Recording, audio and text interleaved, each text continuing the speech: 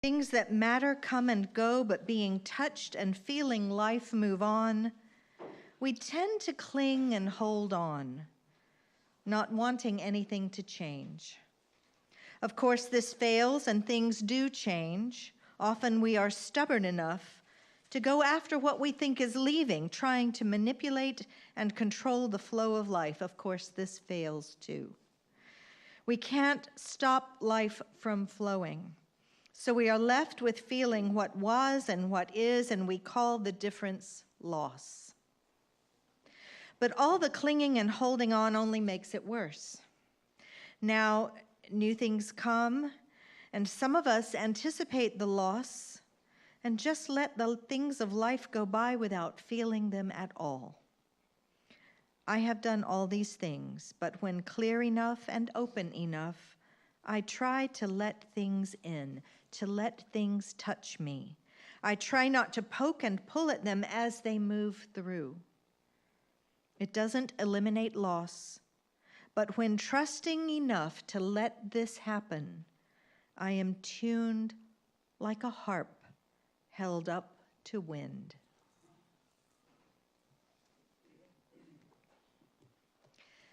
I know I'm on to a sure winner when I plan a sermon about grief and loss. No one likes to talk about death. Some of us feel the same way as comedian Woody Allen, who says, "I'm not afraid of death, I just don't want to be there when it happens." But this morning, even with the terms grief and loss in the sermon title, we don't necessarily have to be reflecting on the death of a person. We can be mourning the loss of something else, a job, a friendship, the loss of health, a transition in life that brings loss as well as gain. I know that loss in my own situation is something that will sit alongside the joy that I have in looking forward to a new life, because there are necessarily things I have to give up, including my ministry in this beloved congregation and living close to my family and friends.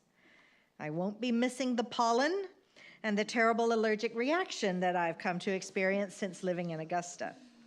I know that members and friends of this congregation have experienced their fair share of grief and loss. Some for years have been at a loss to find peace or to cope with the losses they have suffered.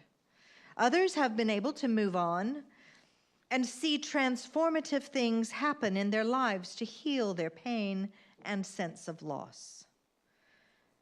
One of the real blessings of my ministry is having the privilege of walking with people along their paths of grieving and loss. A companionship that I never expected to find rewarding. But it has been a humbling and overwhelming opportunity to be with people in some of the most profound moments of their lives. This morning, I'd like to share some of the insights that have come from this pastoral experience by using the framework of touchstones. Dr. Alan Wohlfelt, who is the director of the Center for Loss and Life Transition in Fort Collins, Colorado, wrote a book called Understanding Your Grief that I've used for grief support groups.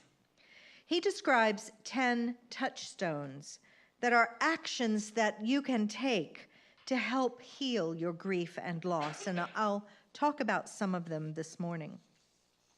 So often, because we don't normally receive any training as human beings on surviving loss, we are really floundering around or overwhelmed. We might decide that we have no hope of ever healing, of finding our way out of that dark space of grief that envelops our hearts. Not enough people seek help or even just a listening ear. I think that we try to tough it out, embarrassed or frightened perhaps that people might think we're mentally unstable if we were to unburden ourselves in talking about our feelings to them. So if you have experienced grief or are going through loss or transition in which loss may play a part, then these touchstones may help you at least to know you are not alone. Understanding grief and loss is an important tool because often we have misguided friends who try to help and end up making things worse. One thing is for sure, we feel that we have no control. And for some, that's worse than the feelings of loss. Dr. Wolfelt asks us in the introduction to his book to think of ourselves as being lost in a wilderness, an unfamiliar and perhaps brutal place, with an uncertain or hidden trail that you must find to lead you out of these inhospitable surroundings. The touchstones are markers that you can look for along the way. You can look for them and rely on them for help, even though you may still at times lose hope in ever finding your way totally out of the wilderness. Trying to keep these touchstones at hand may help you to find hope for your continued life. They could help you recognize that you are actually the expert of your own grief. Because after all, you, not anyone else, is on this journey. Although grief is a universal experience, it is uniquely your own in the sense of how you are feeling and thinking. So the first touchstone, the first thing you can do when you experience loss is to be open to the presence of your loss. We can't go around pain, Wolfelt says. We have to go through it. The loss of a familiar object or a familiar surroundings is perhaps the type of loss we experience first as children. We all know how inconsolable a child can be when its favorite toy goes missing. We also treat losing pets as a form of material loss. Even though some may be like family members, we often replace them with another pet. But it's also a type of relationship loss.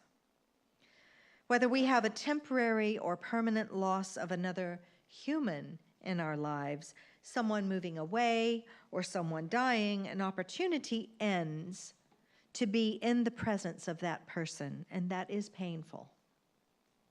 Maybe you've heard this quote from Chloe Woodward.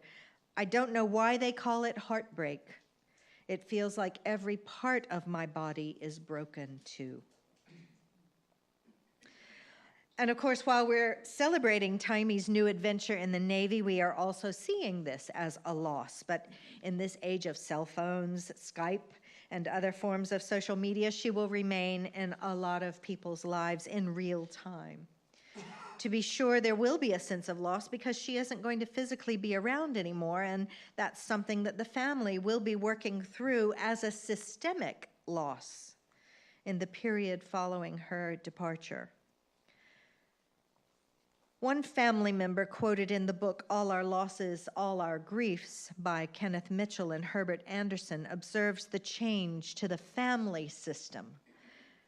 Driving home from dropping off my daughter at college for her first semester, I experienced a great feeling of loss that she had now left our family circle, and our family life would never be the same. This was the first instance of one of our children reaching college age, and though intellectually I was prepared for this, I found that emotionally I wasn't. Don't Ask for the Dead Man's Golf Clubs is the title of a book on death etiquette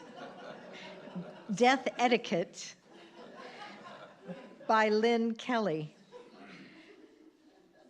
But she writes about all kinds of reactions to grief and loss. And there's one story about a man whose wife died of cancer. And he says that being asked how he was doing was not helpful. I wanted to say, how the hell do you think I'm doing? I am alone. I miss going home and having somebody there, somebody to touch. We did everything together. So the first touchstone reminds us that we need to be open to our grief. Touchstone 2 is when you gain insights from confronting and dispelling the misconceptions about grief that you may have, like learning the difference between grieving, which is what you do internally, and mourning, which is how you express your sense of loss externally.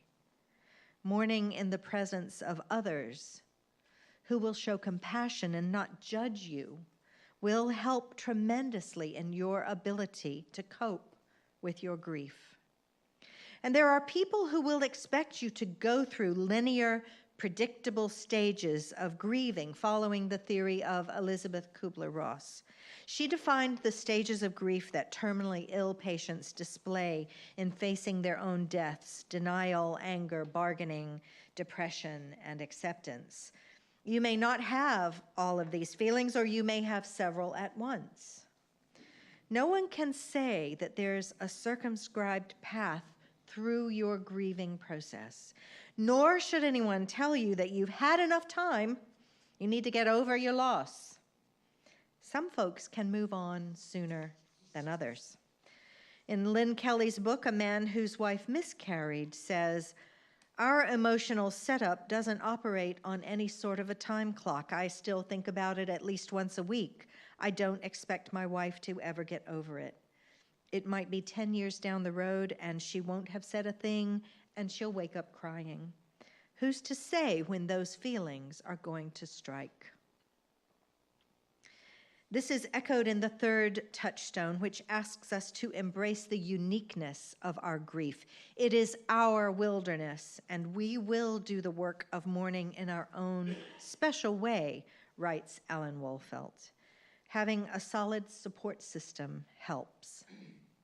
And Helen Keller, the American author and deaf activist, writes that we bereaved are not alone. We belong to the largest company in all the world, the company of those who have known suffering. The fourth touchstone is to explore your feelings of loss. The author C.S. Lewis is one of the most well-known chroniclers of grief. His book, A Grief Observed, tells the story of the death in 1960 of his much-loved wife, Joy. And Lewis wrote, "No one ever told me that grief felt so like fear."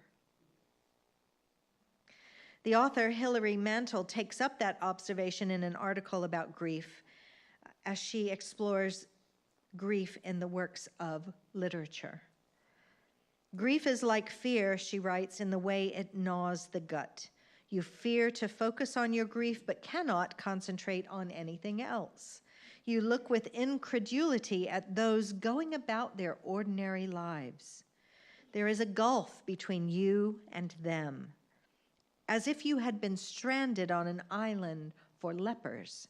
Indeed, Lewis wonders whether a grieving person should be put in isolation like a leper to avoid the awkwardness of encounters with the unbereaved who don't know what to say." It's also worth recognizing that your faith, should you have one, may not have had its muscles toned up to wrestle satisfactorily with the pain of loss or the need to question why you are experiencing it. Hilary Mantel looks at Lewis's horror that his God would permit such suffering and loss, and that his Christian faith told him of things about death that he could not accept. She says that conventional consolations of eternal life that were offered to him seem to miss the point. Lewis writes, "You tell me she goes on, but my heart and body are crying out, 'Come back, come back.'" The fifth touchstone is a very helpful one. Recognize you are not crazy. Wolfelt says that the most common question in his years of grief counseling is, "Am I going crazy?" And the second most common is, "Am I normal?" The inability to keep time, the need to focus on yourself, replaying memories repeatedly in your mind and wanting to talk about them all the time, dreams and mystical experiences, sudden changes in mood, grief attacks, crying jags, feeling out of control in general. Any or all of these could make us question our sanity. Your feelings are natural. And just knowing that this touchstone exists can help in getting through a rough time. The touchstone that encourages you to nurture yourself taps into the need we may feel when we experience emotional overload. Being kind to oneself, making sure that we include self-care in our lives is how we can, as Wolfelt says, find meaning in our living. When we care for our physical self, our emotional self, our cognitive self, the spiritual realm, and the social self, we can renew our own life. But we don't have to be the only ones taking care of ourselves. Touchstone 8 reminds us to reach out for help. Wolfelt offers a rule of thumb on the people in your life who will be able to offer grief support. And he writes, 1/3 of the people in your life will be empathetic helpers. They will be willing to be involved in your pain, and they will believe in your capacity to heal. Another 1/3 will turn out to be neutral in response to your grief. They will neither help nor hinder in your journey. The final 1/3 may not intentionally set out to harm you, but they will try to take your grief away from you, and they will pull you off the path to healing. Seek out those in the first group. Lynn Kelly quotes a man whose son committed suicide, and this quote goes, "Probably the best thing my friends did was to be normal. They stayed focused on me as a person, not on what happened.